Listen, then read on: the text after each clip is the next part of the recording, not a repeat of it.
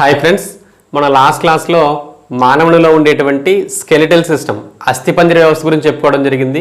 అస్థిపంజర వ్యవస్థలో ఉండేటువంటి ఎముక యొక్క నిర్మాణము, అలాగే వివిధ రకాల ఎముకలు, వాటి యొక్క పనితీరు మొదలైనవి చెప్పుకోవడం జరిగింది. ఈరోజు క్లాస్లో జంతువులలో ఉండేటువంటి వివిధ రకాల కణజాలాల గురించి నేర్చుకుందాం. ఓకేనా?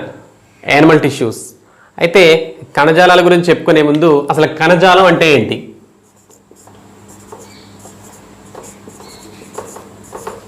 ఓకే, కణజాలం లేదా టిష్యూ అంటే ఏంటి?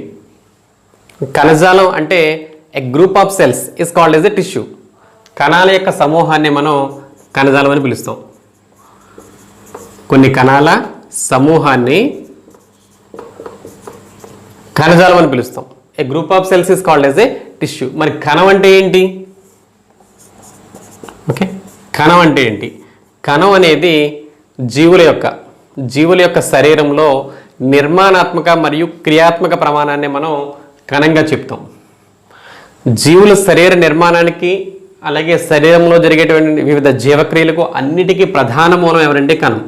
కాబట్టి cell is called as a structural and functional unit of an organism అని చెప్తాం మనం. ఓకే, కణాన్ని జీవుల యొక్క నిర్మాణాత్మక మరియు క్రియాత్మక ప్రమాణంగా చెప్తాం. ఇట్లాంటి కొన్ని కణాలు కలిస్తేనే మనకి కణజాలాలు ఏర్పడడం అనేది జరుగుతుంది. ఓకే, కణాలు కలిసి కణజాలాలు ఏర్పడతాయి. కొన్ని కణజాలాలు కలిస్తే మనకి అవయవాల కింద ఏర్పడతాయి. అవయవాలన్నీ కలిస్తే అవయవ వ్యవస్థ, వివిధ అవయవ వ్యవస్థలు కలిస్తేనే జీవిగా ఏర్పడడం అనేది జరుగుతుంది. ఓకేనా? చూడండి, కణాల యొక్క సమూహమేమో కణజాలం. కణజాలాల నుంచి ఏర్పడే వాటిని మనం అవయవాలుగా చెప్తాం. కొన్ని అవయవాలు కలిస్తే అవయవ వ్యవస్థలు ఏర్పడతాయి. ఇట్లాంటి అవయవ వ్యవస్థలన్నీ కలిపితేనే మనకు జీవిగా ఏర్పడడం అనేది జరుగుతుంది. Cell, tissues, organ system and organism. కానీ ఇది కణానికి సంబంధించి. అయితే మొట్టమొదటిసారిగా కణాన్ని కనిపెట్టింది ఎవరు అంటే రాబర్ట్ హుక్. రాబర్ట్ హుక్ అనే శాస్త్రవేత్త మనకి బెరడు కణాలని పరిశీలించి, ఓక్ చెట్టు యొక్క బెరడు కణాలను పరిశీలించి అందులో తేనె పట్టు గదులు మాదిరిగా ఉన్నటువంటి ఇట్లాంటి గదులు వంటి నిర్మాణాలను ఆయన ఐడెంటిఫై చేయడం జరిగింది. దీన్నే ఆయన కణం అని పేరు పెట్టడం జరిగింది. అంటే మొట్టమొదటిసారిగా కణాన్ని కనుగొన్నది ఎవరంటే రాబర్ట్ హుక్. ఓకే, కణాలు మరియు కణజాలాల గురించి అధ్యయనం చేసే శాస్త్రాన్ని సైటాలజీ అని పిలుస్తాం. కణాల గురించి అట్లాగే కణజాలాల గురించి అధ్యయనం చేసే శాస్త్రాన్ని మనం సైటాలజీ అంటాం. అయితే కణజాలాలు లేదా కణాల యొక్క ప్రత్యేకత ఏంటంటే మన శరీరంలో అనేక రకాల కణజాలాలు ఉంటాయి జంతువుల్లో. అయితే కణజాలాలకు లేదా కణాలకు పునరుత్పత్తి సామర్థ్యం అనేది ఉంటుంది. ఒక్క నాడీ కణజాలానికి తప్ప, మన శరీరంలో ఉన్న నాడీ కణజాలము అందులో ఉండేటువంటి నాడీ కణాలకు తప్ప మిగిలిన కణాలన్నీ తిరిగి పునరుత్పత్తి చెందగలిగే సామర్థ్యాన్ని కలిగి ఉంటాయి. ఓకే, ఇది కణాల గురించి. కణాల యొక్క సమూహాన్ని మనం కణజాలం అని పిలుస్తాం. కణాన్ని కనుగొన్నది ఎవరంటే రాబర్ట్ హుక్. కణాల గురించి అధ్యయనం చేసే శాస్త్రాన్ని మనం సైటాలజీ అని పిలుస్తాం. అయితే ఇది కణం మరియు కణాంగాలు అనే పాఠంలో మనం డీటెయిల్గా చెప్పుకోవడం జరుగుతున్న తర్వాత, అయితే ఈరోజు క్లాస్లో మనం జంతువులలో ఉండేటువంటి వివిధ రకాల కణజాలాల గురించి చూద్దాం. చూడండి, జంతువులలో ఉండేటువంటి వివిధ రకాల కణజాలాలను పరిశీలిద్దాం. మనకి జంతువుల్లో పరిశీలిస్తే ప్రధానంగా మనకి 4 రకాల కణజాలాలు కనిపిస్తాయి. ఆ 4 ఏంటంటే, ఒకటి ఉపకళా కణజాలం, దీన్నే ఎపిథీలియల్ టిష్యూ అని పిలుస్తాం. రెండవది సంయోజక కణజాలం, దీన్ని కనెక్టివ్ టిష్యూ అని పిలుస్తాం. అలాగే మూడవది కండర కణజాలం, దీన్ని మస్కులర్ టిష్యూ అని పిలుస్తాం, మజిల్ టిష్యూ. అలాగే నాలుగవది నాడీ కణజాలం, దీన్ని నెర్వ్ టిష్యూ అని పిలుస్తాం. ఇలా జంతువుల్లో ప్రధానంగా మనకి 4 రకాల కణజాలాలు కనిపిస్తాయి. ఓకేనా? అయితే ఉపకళా కణజాలం ఎందుకు ఉపయోగపడుతుందంటే జంతువుల లోపల ఉండేటువంటి అంతర్గత అవయవాలను కప్పి ఉంచేటువంటిది ఉపకళా కణజాలం. అలాగే జంతువుల్లో బాహ్య శరీరాన్ని కప్పి ఉంచేటువంటి కణజాలం కూడా ఉపకళా కణజాలం. ఓకే, జంతువుల శరీరం లోపల అంతర్గత అవయవాలను కప్పుతూ, అలాగే ఒక లైనింగ్ మాదిరిగా, అలాగే శరీరం బయట కూడా కప్పుతూ ఉండేటువంటి కణజాలం ఉపకళా కణజాలం. రెండవది సంయోజక కణజాలం. సంయోజక కణజాలం ఎందుకు ఉపయోగపడుతుందంటే మన శరీరంలో ఉండేటువంటి ఇది మన శరీరంలో ఉండేటువంటి వివిధ కణజాలాలను అలాగే అవయవాలను కలుపుతూ ఉండడానికి ఇది తోడ్పడేటువంటి కణజాలం సంయోజక కణజాలం. దీంతో పాటు మనకి ఆల్రెడీ రకాలు చెప్పుకుంటాం దీని యొక్క విధులు. ఓకే, శరీర రక్షణకు ఉపయోగపడుతుంది, ఇది శరీర రక్షణకు ఉపయోగపడుతుంది, వివిధ అవయవాలను కలిపి ఉంచడానికి ఉపయోగపడుతుంది, శరీర ఆధారానికి ఉపయోగపడుతుంది. ఓకేనా. తర్వాత మూడో రకం కండర కణజాలం. కండర కణజాలం ప్రధానంగా ఇది ఎముకలతో కలిసి శరీరం యొక్క కదలికలకు తోడ్పడుతుంది. ఓకేనా. నాలుగవ రకం నాడీ కణజాలం. ఇది మనకి శరీరం బయట మరియు లోపల ఉండేటువంటి అనేక రకాల ఉద్దీపనలకు ప్రతిస్పందనలు చూపించడానికి తోడ్పడేటువంటి కణజాలమే నాడీ కణజాలం. ఓకేనా. ఇవి 4 ప్రధాన కణజాలాలు. మళ్ళా ఉపకళా కణజాలం 3 రకాలుగా నేర్చుకుంటాం మనం. అదే ఒకటి పొలుసుల ఉపకళ, రెండవది ఘనాకార ఉపకళ, మూడవది స్తంభాకార ఉపకళ. దీన్ని స్క్వామస్ ఎపిథీలియల్ టిష్యూ అని పిలుస్తాం, దీన్ని క్యూబాయిడల్ ఎపిథీలియల్ టిష్యూ అంటాం, దీన్ని కాలమ్నార్ ఎపిథీలియల్ టిష్యూగా పిలుస్తాం. ఇట్లా మనకి ఉపకళా కణజాలంలో 3 రకాలు ఉన్నాయి. అలాగే సంయోజక కణజాలంలో మనం ప్రధానంగా ఒక 6 టైప్స్ ఆఫ్ టిష్యూస్ గురించి నేర్చుకుంటాం. ఇందులో ఒకటి వాయుగత కణజాలం, దీన్ని ఏరియోలార్ టిష్యూగా చెప్తాం. ఓకే, రెండవది ఎడిపోస్ టిష్యూ, మూడవది అస్థి కణజాలం. అస్థి కణజాలం అంటే ఇందులో మళ్ళీ ఎముక అనేది దృఢంగా ఉండేటువంటి కణజాలం, అలాగే మృదుల అస్థి మెత్తని ఎముకకు సంబంధించింది. ఓకేనా. అలాగే 4వది టెండన్, దీన్ని స్నాయుబంధనం అని పిలుస్తాం. 5వది లిగమెంట్, దీన్ని సంధిబంధనం అని పిలుస్తాం. అలాగే 6వది రక్తం కూడా సంయోజక కణజాలానికి సంబంధించింది. అయితే ఈ కణజాలాలన్నింటినీ మిగిలిన కణజాలాలతో రక్తాన్ని పోలిస్తే కనుక మనం మిగిలిన కణజాలాలన్నీ ఘన రూపంలో ఉంటే రక్తం ద్రవ రూపంలో ఉండేటువంటి కణజాలం. మన శరీరంలో లిక్విడ్ టిష్యూ ఏదంటే మనం రక్తాన్ని చెప్తాం. అసలు టిష్యూ అంటే ఏం చెప్పుకున్నాం, కొన్ని కణాల సమూహాన్నే మనం కణజాలంగా చెప్పాం. అయితే రక్తంలో కూడా అనేక రకాల కణాలు ఉన్నాయి. మనం రక్త ప్రసరణ వ్యవస్థ అనే పాఠ్యాంశం నేర్చుకున్నాం ఆల్రెడీ గతంలో. ఓకే, రక్తంలో ప్రధానంగా 3 రకాల కణాలు ఉంటాయని, కాబట్టి రక్తాన్ని కూడా కణజాలంగా చెప్తాం. ఓకే, ఇవన్నీ ఎముక మరియు రక్తం ఇవన్నీ కూడా సంయోజక కణజాలంలో ఉండేటువంటి రకాలు. తర్వాత కండర కణజాలాలు. వీటి యొక్క ప్రధాన విధి ఏం చెప్పుకున్నాం, అవయవాల యొక్క చలనం లేదా కదలికకు తోడ్పడేది కండర కణజాలం. కండర కణజాలంలో ప్రధానంగా మళ్ళా ఒకటి రేఖిత కండరాలు, రెండవది అరేఖిత కండరాలు, మూడవది హృదయ కండరాలు. ఇలా 3 రకాలుగా మనం నేర్చుకోవడం జరిగింది. ఓకే, చివరిది నాడీ కణజాలం. ఇందులో నాడీల యొక్క నిర్మాణం, నాడీ కణాల యొక్క నిర్మాణం గురించి నేర్చుకుంటాం. ఓకేనా. ఇది జంతువుల శరీరంలో ఉండేటువంటి ప్రధానంగా 4 రకాల కణజాలాలు, అందులో ఉండేటువంటి సబ్ టైప్స్ గురించి. ఓకేనా. ఓకే, ఇది 1 by 1 చూద్దాం. ఇందులో ఫస్ట్ది ఉపకళా కణజాలం. జంతు కణజాలాల్లో మొదటిది ఉపకళా కణజాలం. ఈ ఉపకళా కణజాలాన్ని మనం ఎపిథీలియల్ టిష్యూ అని కూడా పిలుస్తాం.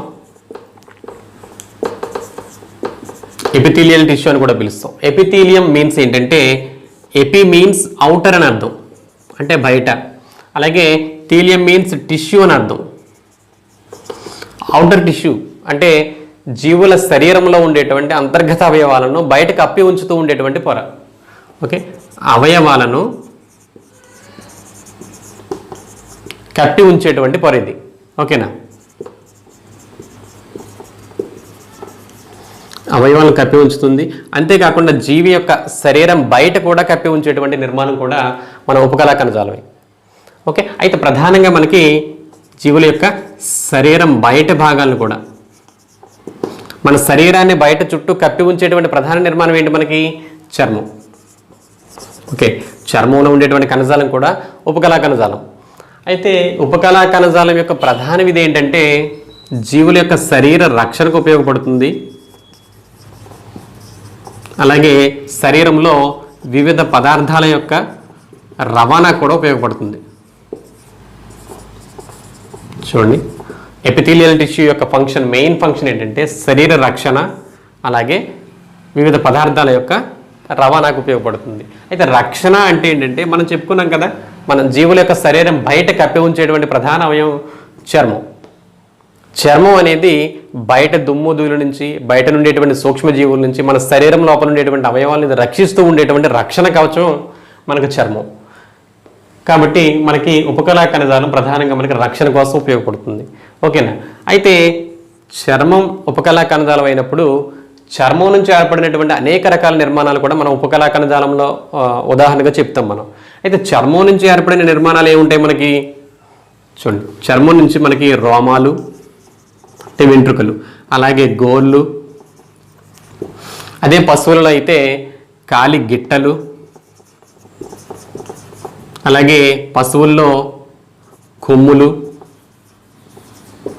వీటితో పాటు పక్షుల్లో అయితే కనుక పక్షి ఈకలు,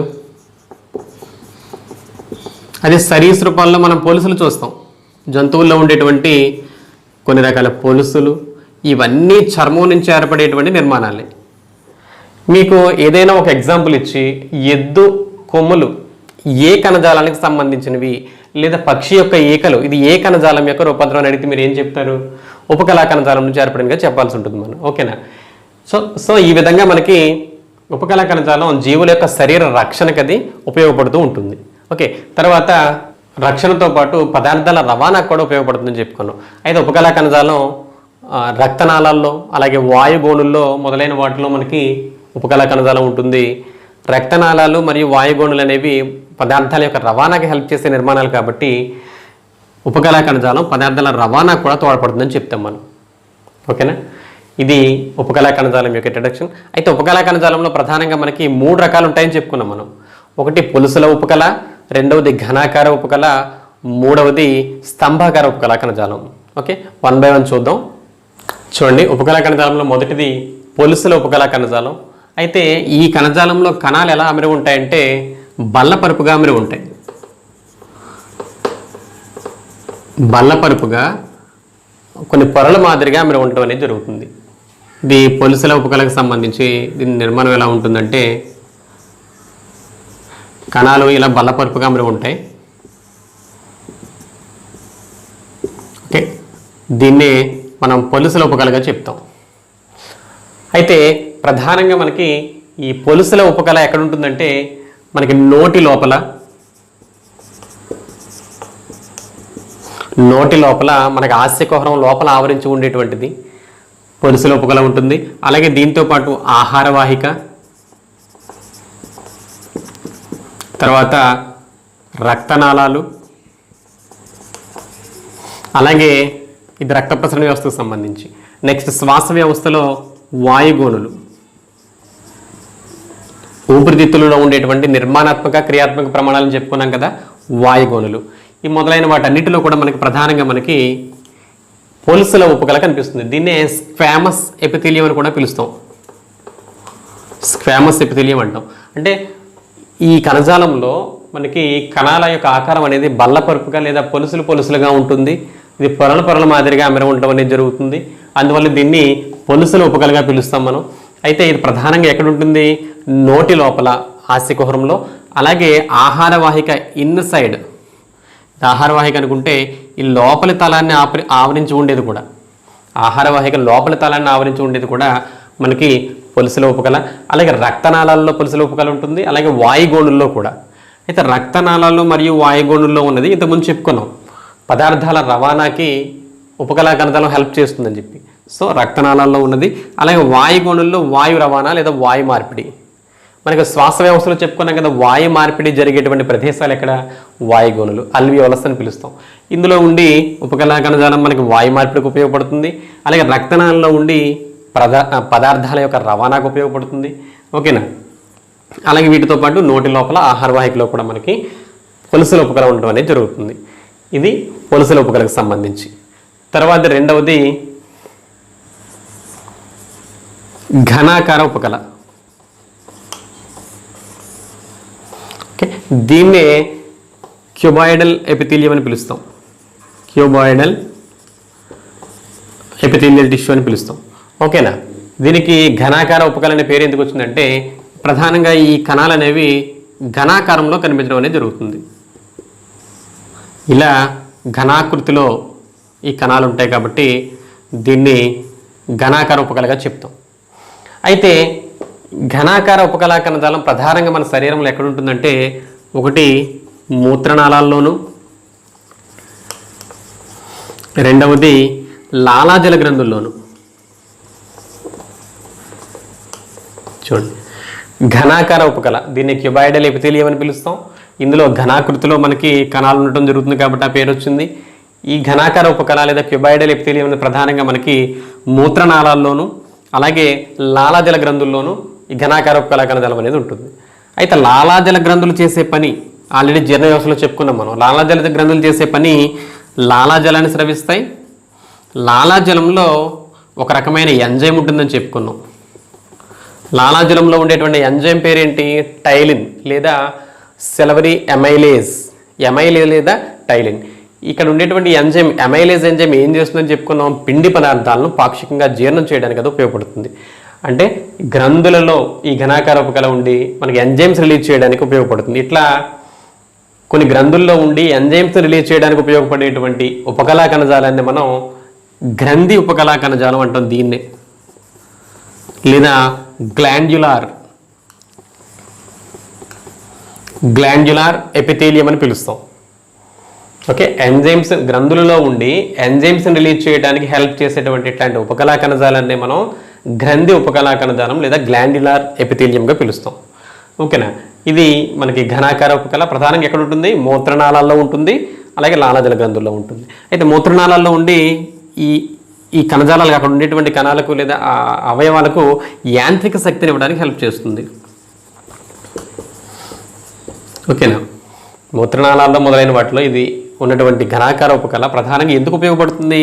వాటికి ఒక యాంత్రిక శక్తిని ఇవ్వడానికి, సంకోచ సడలికల ద్వారా ఒక ఎనర్జీని వాటికి ప్రొడ్యూస్ చేయడానికి మనకి ఘనాకార ఉపకళ అనేది ఉపయోగపడుతుంది. ఓకేనా, తర్వాతది స్తంభాకార ఉపకళా కణజాలం. చూడండి, తర్వాతది స్తంభాకార ఉపకళా కణజాలం. అయితే దీనికి పేరు ఎందుకు వచ్చిందంటే స్తంభాకార ఉపకళా కణజాలంలో కణాలు ఇట్లా సన్నగా పొడవుగా స్తంభాకృతిలో ఉంటాయి కాబట్టి, ఇలా స్తంభాకృతిలో ఉంటాయి కాబట్టి దీనికి స్తంభాకార ఉపకళా కణజాలం అని పేరు వచ్చింది. అయితే ప్రధానంగా మనకి స్తంభాకార ఉపకళా కణజాలం ఎక్కడ ఉంటుందంటే మన శరీరంలో జీర్ణనాళంలో ఉండేది స్తంభాకార ఉపకళా కణజాలం. జీర్ణనాళంలో మళ్ళీ ప్రత్యేకంగా ఏ భాగాల్లో ఉంటుంది? ఇది జీర్ణాశయంలో ఉంటుంది, అలాగే చిన్న ప్రేగులు, పెద్ద ప్రేగులు. జీర్ణాశయం చూడండి, జీర్ణనాళంలో జీర్ణాశయం, చిన్న ప్రేగులు, పెద్ద ప్రేగులు, వీటి యొక్క లోపలి తలాల్లో ఆవరించి ఉండేటువంటి కణజాలం స్తంభాకార ఉపకళా కణజాలం.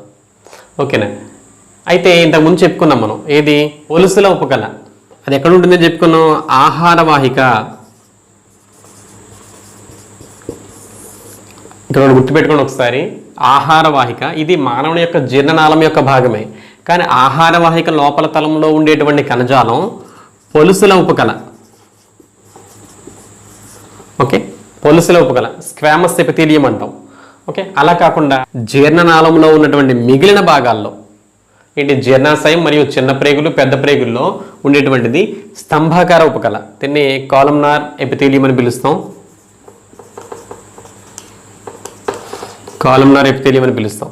ఓకేనా, ఇట్లా ఆహారవాహికలో ఉండేది పొలుసుల ఉపకళ అయితే మనకి జీర్ణనాళం యొక్క మిగిలిన భాగాలు జీర్ణాశయం, చిన్న ప్రేగులు మరియు పెద్ద ప్రేగుల్లో ఉండేటువంటిది స్తంభాకార ఉపకళా కణజాలం.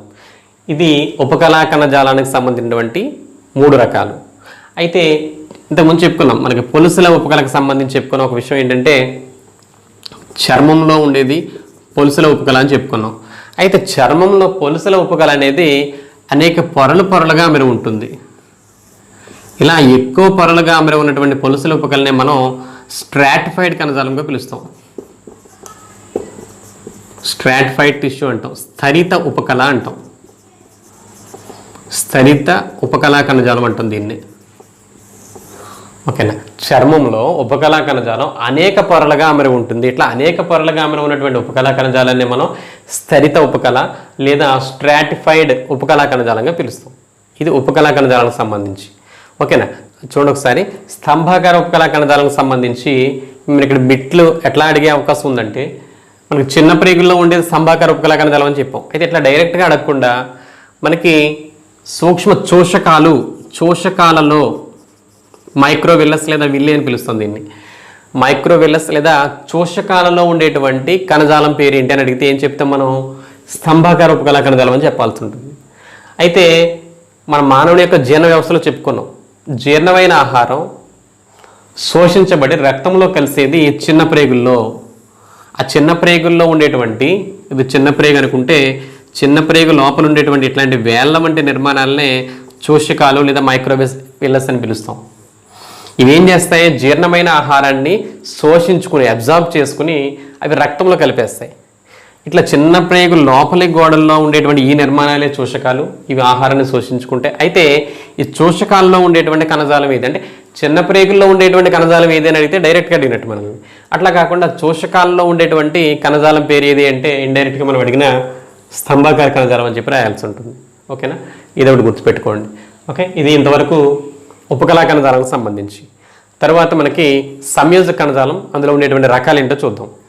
చూడండి, జంతు కణజాలాల్లో మనకి రెండవ రకం సంయోజక కణజాలం. దీన్నే కనెక్టివ్ టిష్యూ అని కూడా పిలుస్తాం. కనెక్టివ్ టిష్యూ అని పిలుస్తాం. ఓకేనా? అయితే సంయోజక కణజాలం మనకి ఎందుకు ఉపయోగపడుతుందంటే మన శరీరం లోపల ఉన్నటువంటి వివిధ రకాల కణజాలాలను అలాగే అవయవాలను, మన శరీరంలో ఉన్నటువంటి కణజాలాలను అవయవాలను వాటి స్థానాలలో స్థిరంగా ఉంచడానికి, ఫిక్స్ చేయడానికి ఒక చట్రంలాగా ఉపయోగపడేటువంటి కణజాలమే సంయోజక కణజాలం. మన శరీరం లోపల ఉన్నటువంటి వివిధ కణజాలాలను అవయవాలను కలిపి ఉంచడానికి, స్థిరంగా ఉండటానికి ఉపయోగపడేటువంటిది సంయోజక. వాటిని బంధించి ఉంచడానికి ఉపయోగపడే కణజాలమే సంయోజక కణజాలం. ఓకేనా? మనం ఏ పని చేసినా, వేగంగా పరిగెత్తినా లేకపోతే ఏం చేసినా సరే మన శరీరంలో ఉండేటువంటి అవయవాలు ఏవి కూడా కదిలిపోకుండా స్థిరంగా ఒకే చోట అలా ఫిక్స్డ్గా ఉండటానికి ఉపయోగపడే కణజాలం ఇది. అంతేకాకుండా మనకి సంయోజక కణజాలం ఇంకా ఎందుకు ఉపయోగపడుతుందంటే శరీరానికి ఒక ఆకారము, నిర్దిష్టమైన ఆకారము మరియు ఆధారం, ఆకారం మరియు ఆధారాన్ని ఇవ్వడానికి ఉపయోగపడుతుంది. ఇంతకుముందు చెప్పుకున్నాం, అస్థిపంజర వ్యవస్థలో చెప్పుకున్నాం, ఎముకలు శరీరానికి ఆకారాన్ని ఆధారాన్ని ఇవ్వడానికి. ఎముక అనేది సంయోజక కణజాలం కాబట్టి సంయోజక కణజాలం యొక్క విధుల్లో దీన్ని కూడా చెప్తాం. శరీరానికి ఆకారాన్ని ఇవ్వడానికి అలాగే ఆధారాన్ని ఇవ్వడానికి ఉపయోగపడుతుంది. అలాగే పదార్థాల యొక్క రవాణా, పదార్థాల రవాణాకి అలాగే శరీర రక్షణ చర్యలకు, శరీరంలో పదార్థాల రవాణా, వాయువుల రవాణా అలాగే శరీరం యొక్క రక్షణ చర్యలకు తోడ్పడేది కూడా సంయోజక కణజాలమే. ఎందుకు చెప్తున్నామంటే ఇది రక్తం అనేది కూడా సంయోజక కణజాలమే కదా. సో రక్తం యొక్క విధుల్లో ఇవి కొన్ని.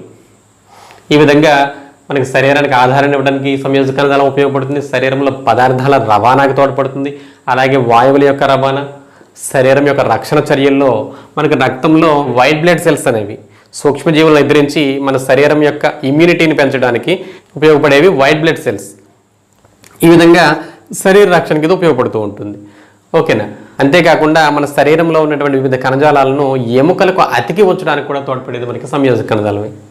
ఓకే, ఇవన్నీ కూడా వీటి యొక్క విధులు. మరి వేరుగా మనకి సంయోజక కణజాలంలో ఉన్న రకాలను చూస్తే వీటి యొక్క విధులు ఏంటో మరిన్ని మనకి స్పష్టంగా తెలియడానికి అవకాశం చూడండి.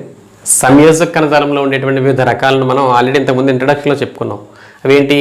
ఒకటి వాయుగత కణజాలం లేదా ఏరియోలార్ టిష్యూ, రెండవది ఎడిపోస్ కణజాలం, అలాగే మూడవది అస్థి కణజాలం. అస్థి కణజాలంలో ఎముక మరియు మృదులాస్థి ఉంటాయని చెప్పుకున్నాం. తర్వాత వీటితో పాటు రక్తం, ఓకేనా, లిగమెంట్, టెండన్, ఈ మొదలైనవన్నీ కూడా మనకి సంయోజక కణజాలాల్లో ఉండేటువంటి వివిధ రకాలు.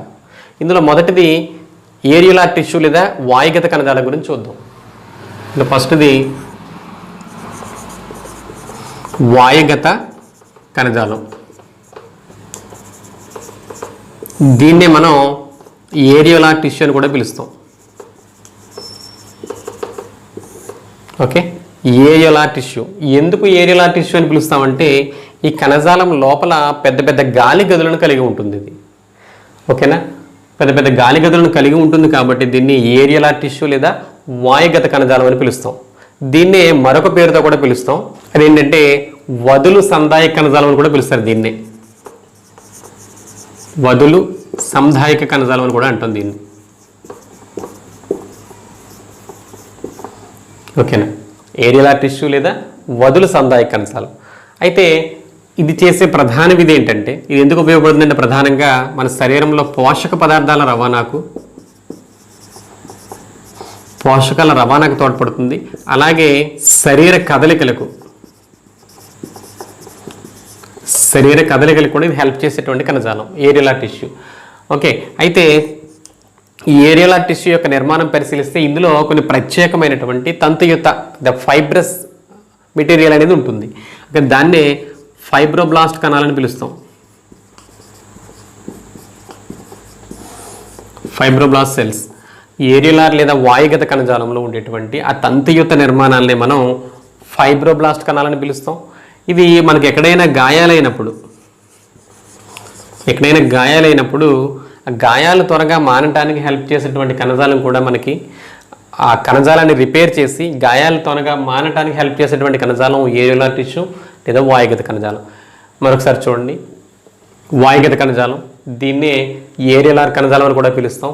ఎందుకు పిలుస్తామంటే ఈ కణజాలం లోపల పెద్ద పెద్ద గాలి గదులను కలిగి ఉంటుంది కాబట్టి ఆ గాలి గదులనే ఏరియోలార్స్ అని పిలుస్తాం. ఓకేనా. తర్వాత ఈ కణజాలానికి ఉన్నటువంటి మరొక పేరు ఏంటంటే వదుల సందాయ కణజాలం అని కూడా పిలుస్తాం. ఇది ఎందుకు ఉపయోగపడుతుందని చెప్పుకున్న ప్రధానంగా పోషక పదార్థాల రవాణాకు ఉపయోగపడుతుంది, అంతేకాకుండా శరీర కదలికలకు కూడా ఇది హెల్ప్ చేస్తూ ఉంటుంది. దీంతోపాటు మనకి ఈ కణజాలం యొక్క నిర్మాణం పరిశీలిస్తే ఇందులో కొన్ని ప్రత్యేకమైన తంతుయుత కణజాలం అనేది ఉంటుంది. దీన్నే ఫైబ్రోబ్లాస్ట్ సెల్స్ అని పిలుస్తాం. ఫైబ్రోబ్లాస్ట్ అనేటువంటి తంతుయుత కణజాలం మనకి ఏరియలార్ టిష్యూలో ఉంటుంది. ఈ కణజాలం అనేది చేసేటువంటి మరొక పని ఏంటంటే గాయాలు త్వరగా మారడానికి హెల్ప్ చేసేటువంటి కణజాలం. ఇది వాయుగత కణజాలం లేదా ఏరియలార్ టిష్యూ గురించి. ఓకేనా. తరువాతది ఎడిపోస్ కణజాలం. చూడండి, రెండవది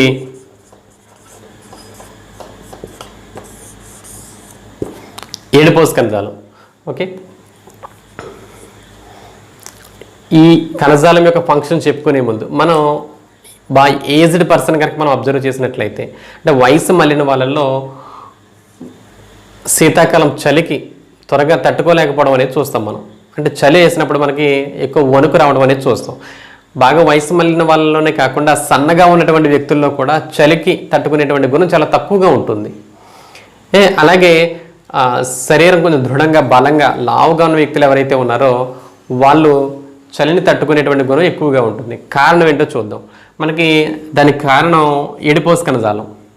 అసలు ఎడిపోస్ కణజాలం అనేది ఎక్కడ ఉంటుందంటే చర్మం కింద, మన శరీరంలో చర్మం కింద కొవ్వును నిల్వ చేసేటువంటి కణజాలం. మన శరీరంలో చర్మం కింద కొవ్వును నిల్వ చేయే కణజాలమే ఎడిపోస్ టిష్యూ. మన శరీరంలో అధికంగా ఉన్నంత కొవ్వు అంతా కూడా మనకేమవుతుంది, ఎడిపోస్ సెల్స్ కింద మారి అది చర్మం కింద నిల్వ ఉంటుంది. ఇట్లా నిల్వ ఉన్నటువంటి కొవ్వు అంతా కూడా ఏం చేస్తుందంటే మన శరీరానికి ఒక ఇన్సులేటర్గా, ఉష్ణబంధకంగా ఇది ఉపయోగపడుతుంది. ఓకే, ఉపయోగపడి మన శరీరంలో ఉన్నటువంటి వేడిని బయటకు కోల్పోకుండా ఇది కాపాడుతూ ఉంటుంది. ఓకే, చర్మం కింద ఎవరికైతే కొవ్వు ఎక్కువగా ఉంటుందో వాళ్ళు కొంచెం లావుగా ఉండేటువంటి పరిస్థితి ఉంటుంది, లేని వాళ్ళు సన్నగా బక్కగా ఉండేటువంటి పరిస్థితి. అంటే వయసు మళ్ళిన వాళ్ళలో ఈ క్రమక్రమంగా క్రొవ్వు పొర తరిగిపోతుంది కాబట్టి వాళ్ళు చలికి తట్టుకోలేకపోవడం అనేది చూస్తాం. అలాగే సన్నగా ఉన్న వాళ్ళలో కూడా చలి ఎక్కువగా ఉండడానికి కారణం మనకి శరీరం చర్మం కింద కొవ్వు అంతగా లేకపోవటం. లావుగా ఉన్న వాళ్ళలో క్రొవ్వు ఎక్కువగా ఉంటుంది కాబట్టి ఓకేనా, వీళ్ళు చలిని తట్టుకునేటువంటి గుణం ఉంటుంది. అంటే ఎడిపోస్ టిష్యూ అనేది మన శరీరం లోపల ఉన్నటువంటి వేడి బయటకు కోల్పోకుండా కాపాడేటువంటి కణజాలం ఎడిపోస్ టిష్యూ. కొవ్వును నిల్వ చేసే కణజాలం ఎడిపోస్ టిష్యూ. చర్మం క్రింద క్రొవ్వు కణాలలో ఉండేటువంటి కణజాలం ఎడిపోస్ టిష్యూ. ఓకేనా, ఇది ఎడిపోస్ కణజాలం గురించి. సంయోజక కణజాలంలో తర్వాతది అస్థి కణజాలాల గురించి చూద్దాం. సంయోజక కణజాలంలో తర్వాతి రకం అస్థి కణజాలం. ఓకేనా, మనకి అస్థి కణజాలం అంటే ఎముకలకు సంబంధించిన కణజాలం ఇది. ఇందులో ప్రధానంగా మనం రెండు రకాలు చూస్తాం. ఇందులో ఒకటి ఎముక, రెండవది మృదులాస్థి. చూడండి, ఎముక మరియు మృదులాస్థి అంటే అస్థి కణజాలం, ఇవి రెండు కూడా మన శరీరానికి నిర్దిష్టమైన ఆధారాన్ని, ఆకారాన్ని ఇవ్వడానికి ఉపయోగపడతాయి. ఇంతకుముందు చెప్పుకున్నాం ఇది. దీని ముందు లెసన్లో మనం అస్థిపంజర వ్యవస్థ గురించి చెప్పుకున్నప్పుడు ఎముక యొక్క నిర్మాణము, అందులో ఉండేటువంటి పదార్థాలు ఇవన్నీ చెప్పుకోవడం జరిగింది మనం. అలాగే ఎముకల యొక్క ఉపయోగం కూడా చెప్పుకున్నాం మనం. అయితే ఎముకలు ప్రధానంగా చెప్పుకున్నాం కదా, శరీరానికి ఆధారాన్ని ఇస్తాయి, అలాగే నిర్దిష్ట ఆకారాన్ని కూడా ఇస్తాయి. అంతేకాకుండా ఎముకలన్నీ కలిసి అస్థిపంజర వ్యవస్థగా ఏర్పడతాయని చెప్పుకున్నాం. ఓకేనా. అయితే అస్థిపంజర వ్యవస్థ గురించి చెప్పుకుంటే మన శరీరంలో ఉండేటువంటి అస్థిపంజరాన్ని, ఎముకలన్నీ కలిపి ఏర్పడింది అస్థిపంజరం. అయితే మన శరీరంలో ఉండేటువంటి అస్థిపంజరాన్ని మనం అంతర్ అస్థిపంజరంగా చెప్తాం. ఇంటర్నల్ స్కెలిటల్ సిస్టమ్ అంటాం మంది. ఓకే, అంతర్ అస్థిపంజరం శరీరం లోపల ఉండి శరీరానికి ఆధారాన్ని ఆకారాన్ని ఇచ్చేటువంటి దృఢమైన నిర్మాణమే అంతరస్థిపంజరం. అలా కాకుండా కొన్ని జీవులలో శరీరానికి వెలుపల ఒక కవచం మాదిరిగా ఉండి శరీరానికి ఆకారాన్ని ఆధారాన్ని ఇస్తుంది. అట్లాంటి దాన్ని బాహ్య అస్థిపంజరంగా చెప్తాం. బాహ్య అస్థిపంజరం మనకి మొలస్కా వర్గపు జీవులు, నత్తలు కానీ ఆల్చిప్పల్లో కానీ పైన ఒక కవచం కాల్షియం కార్బోనేట్తో ఏర్పడినటువంటి ఒక కవచం లాంటి నిర్మాణం ఉంటుంది. అది ఆ జీవి యొక్క శరీరానికి ఆకారాన్ని ఇస్తుంది. సో దాన్ని మనం బాహ్య అస్థిపంజరంగా చెప్తాం. అంతేకాకుండా కొన్ని జీవుల్లో ఉండేటువంటి పొలుసులు కానీ, అలాగే కొన్ని జీవుల్లో ముఖ్యంగా కీటకాలు పరిశీలిస్తే కీటకాలకు లోపల అస్థిపంజరం అనేది ఉండదు. వెలుపల ఒక దృఢమైన, అంటే కీటకాల వెలుపల ఉండేటువంటి చర్మమే చాలా దృఢంగా అమరి ఉంటుంది. ఓకే, ఒక దృఢమైన నిర్మాణం, ఒక అవభాసనతో దృఢంగా ఏర్పడి ఉంటుంది. దాన్ని కూడా బాహ్యాస్థిపంజరంగా చెప్తాం మనం. ఓకే, ఇట్లా మొలస్కా వర్గపు జీవుల్లో కానీ, మనకు ఆర్ద్రోపడ వర్గపు జీవుల్లో కానీ, కీటకాల్లో కానీ మనం బాహ్యాస్థిపంజరాన్ని చూస్తాం. ఓకే, అయితే ఇక్కడ ఎముక అనేది మనకి జీవుల శరీరం లోపల ఓకే అస్థిపంజర వ్యవస్థగా ఏర్పడే ఆధారాన్ని ఇస్తుంది. తర్వాత జీవులు శరీర కదలికలకు, అవయవాల యొక్క కదలిక అలాగే శరీర చలనాలకు ఉపయోగపడేటువంటిది ఎముక. ఇది కండరాలతో కలిసి మనకి అవయవాలు కదలటానికి హెల్ప్ చేసేటువంటి నిర్మాణం ఎముక. అయితే ఎముక యొక్క నిర్మాణం పరిశీలిస్తే ప్రధానంగా ఇది కాల్షియం కార్బోనేట్ అలాగే కాల్షియం పాస్పేట్ మొదలైన లవణాలతో ఏర్పడింది. ఇది కాల్షియం కార్బోనేట్ మరియు కాల్షియం పాస్పేట్ లాంటి లవణాలతో మనకి ఎముక ఏర్పడుతుంది. అయితే కాల్షియం కార్బోనేటు కాల్షియం పాస్పేట్ లాంటివి, కాల్షియం పాస్పేట్ లవణాలను స్రవించడానికి మనకి ఎముకల లోపల కొన్ని ప్రత్యేకమైన కణాలు ఉంటాయి. వీటిని ఆస్టియోసైట్ కణాలు అని పిలుస్తాం. చూడండి, ఎముకలు ప్రధానంగా వీటితో నిర్మితమవుతాయి, కాల్షియం కార్బోనేట్ మరియు కాల్షియం పాస్పేట్. ఈ కాల్షియం కార్బోనేట్ కాల్షియం పాస్పేట్ అనేటువంటి లవణాలను స్రవించేటువంటి కణాలని ఆస్టియోసైట్ కణాలని పిలుస్తాం. మరి ఆస్టియోసైట్ కణాలు ఎక్కడ ఉంటాయంటే ఎముక లోపల ఉండేటువంటి ఎముక మజ్జ అంటాం దాన్నే, ఎముక మజ్జ లేదా బోన్ మ్యారో, దీని నుంచి మనకి ఆస్టియోసైట్ కణాలు ఏర్పడతాయి. ఇందులో ఉండేటువంటి ఆస్టియోసైట్ కణాలు కాల్షియం కార్బోనేట్ని కాల్షియం పాస్పేట్ని స్రవిస్తే దాని నుంచి మనకి దృఢమైన ఎముకలు ఏర్పడడం అనేది జరుగుతుంది. ఓకేనా, ఎముక యొక్క మరొక ప్రధాన విధి కూడా ఉంది. ఇది ఇంతకుముందు ఆల్రెడీ చెప్పుకోవడం జరిగింది. ఈ లోపల ఉండేటువంటి బోన్ మ్యారో ఏదైతే ఉందో ఎముక మధ్య, దీని నుంచే మనకి ప్రౌఢ మానవునిలో ఆర్బీసీ రెడ్ బ్లడ్ సెల్స్ అంటే ఎర్ర రక్త కణాలు ఏర్పడడం కూడా ఎముక మధ్య నుంచే జరుగుతుంది. ఓకేనా, అయితే జీవుల యొక్క పిండ దశలో ఎర్ర రక్త కణాల ఉత్పత్తి అనేది కాలేయం నుంచే జరుగుతుంటే, అదే ప్రౌఢ జీవుల్లో అయితే కనుక మనకి ఎర్ర రక్త కణాలు ఎముక మధ్య నుంచి ఏర్పడడం అనేది జరుగుతుంది. ఓకేనా, ఇది ఎముక యొక్క విధి. చూడండి, శరీరానికి ఆకారాన్ని ఆధారాన్ని ఇస్తుంది, అలాగే శరీరంలో అవయవాల యొక్క కదలికలకు ఉపయోగపడుతుంది. ఓకేనా, ఎర్ర రక్త కణాల యొక్క ఉత్పత్తికి ఉపయోగపడుతుంది. ఇది ఎముకకు సంబంధించి. ఓకే, తర్వాతది మృదులాస్థి. అస్థి అంటే కింద ముందు చెప్పుకున్న మృదులాస్థి గురించి కూడా ఇంతకుముందు చెప్పుకోవడం జరిగింది. మృదులాస్థి అంటే మృదువైన ఎముక లేదా మెత్తని ఎముక అని అర్థం. మెత్తని ఎముక అని అర్థం. అయితే ఇది కూడా మన శరీరానికి ఆధారాన్ని ఇచ్చేటువంటి నిర్మాణం. మరి ఇది ఎక్కడ ఉంటుంది మన శరీరంలో అంటే, మన శరీరంలో ప్రత్యేకంగా కొన్ని అవయవాలు మృదులాస్థితో ఏర్పడి ఉంటాయి. అందులో ఒకటి వాయునాళం. వాయునాళం అంటే ట్రకియా, ఇంతకుముందు చెప్పుకున్నాం కదా. శ్వాస వ్యవస్థలో వాయునాళం అనేది సి ఆకారపు ఉంగరాలతో ఆవరించి ఉంటుందని చెప్పాం. ఆ సి ఆకారపు ఉంగరాలు మృదులాస్థితో ఏర్పడతాయి. అలాగే మన శరీరంలో ఉన్నటువంటి నాసిక యొక్క అగ్రభాగం, ఇయర్ పిన్న చెవి యొక్క దొప్ప, ఓకేనా, అంటే బాహ్య చెవి ఎక్స్టర్నల్ ఇయర్ అంటాం ఇది. అలాగే రిబ్స్ యొక్క అగ్రభాగాలు, ఓకే, ప్రక్కటెముకల యొక్క చివరి భాగాలు, రెండు ఎముకలు కలిసేటువంటి జాయింట్స్, ఇవన్నీ కూడా మృదులాస్థితో ఏర్పడిన నిర్మాణాలే. ఇక్కడ రాసుకోండి ఇవన్నీ. ఒకటి వాయునాళం, అలాగే సైడ్ రిబ్స్ యొక్క అగ్రభాగాలు, ఓకే, ప్రక్కటెముకల యొక్క అగ్రభాగాలు, నాసిక యొక్క అగ్రభాగం, వెలుపలి చెవి, ఓకే, రెండు ఎముకలు కలిసేటువంటి సంధితలం, అలాగే వాయునాళం, ఇవన్నీ కూడా మృదులాస్థి నిర్మితాలు. ఇది కూడా శరీరానికి ఆధారాన్ని ఇచ్చేటువంటి నిర్మాణం. ఇది వాయునాళంలో ఉండి ఏం పని చేస్తుంది అంటే, మనం గాలి పీల్చుకున్నప్పుడు ఉచ్ఛ్వాస నిశ్వాసల్లో వాయునాళం కొలాప్స్ అవ్వకుండా, ముడుచుకుపోకుండా కాపాడేటువంటి నిర్మాణం. ఓకేనా? ఇది సంయోజక కణజాలంలో ఉండేటువంటి అస్థి కణజాలం గురించి, అందులో ఎముక మరియు మృదులాస్థి గురించి. ఓకేనా? ఇంతవరకు మనం సంయోజక కణజాలంలో కొన్ని రకాలు చెప్పుకోవడం జరిగింది. దీని తర్వాత సంయోజక కణజాలంలో మిగిలినవి లిగమెంట్, టెండన్ మరియు రక్తం. ఇవి నెక్స్ట్ క్లాస్లో చూద్దాం. ఓకేనా?